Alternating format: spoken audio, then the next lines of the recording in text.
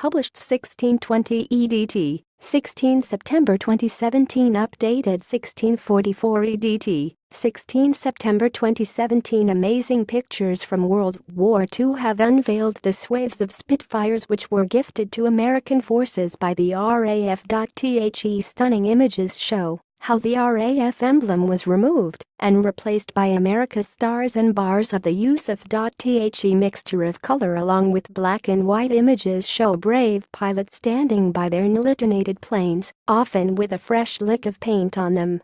The pictures are in Tony Holmes' new book entitled Star-Spangled Spitfires. Mr. Holmes said the USAF received Spitfires because it lacked suitable fighters of its own in Britain with which to engage the enemy. Also, the first fighter squadrons assigned to the USAF in Britain were ex-RAF units manned by American volunteers who had signed up to fight the enemy ahead of the U.S. entry into World War II.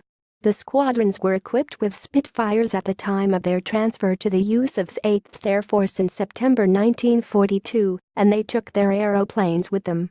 The USAF was grateful to have Spitfires available when it first commenced operations in the UK, as it had no fighters of its own that could match the performance of the German Bf-109G and Fw-190A. The new book details the fight operations of U.S. war heroes, and USAF units were equipped with the famous Supermarine fighter from the summer of 1942.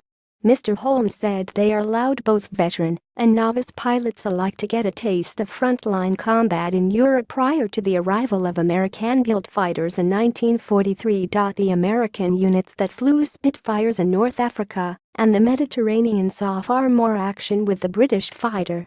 Indeed, the last ones were not replaced by U.S. Mustangs in this theater until March 1944. The operations of the units in the Mediterranean were highly successful.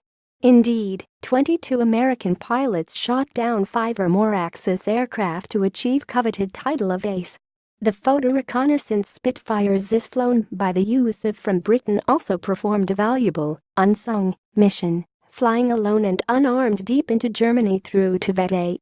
First Lieutenant William Skinner replaced his war-weary Spitfire VC with this MKVE, which he christened Lonesome Polecat, with a fresh new paint job during a press visit in September 1942. The air unit at Goodwood Airfield carried out a series of stunts for reporters. New Yorker Richard Hurd was the last pilot to make ace a term for a person who has shot down several enemy targets. First Lieutenant John Fawcett smiles from the cockpit of his newly painted Spitfire dubbed Lady Ellen E. after service with the RAF's No. 133 Eagle SQN. Second Lieutenant Dixie Alexander transferred to the USAF left, and after serving with the RAF's No. 133 Eagle SQN, Second Lieutenant Dixie Alexander also transferred to the USAF right. Major Harrison Finks strikes a typical fighter pilot's pose while undertaking his conversion onto the Spitfire in late June 1942 at RAF Atom,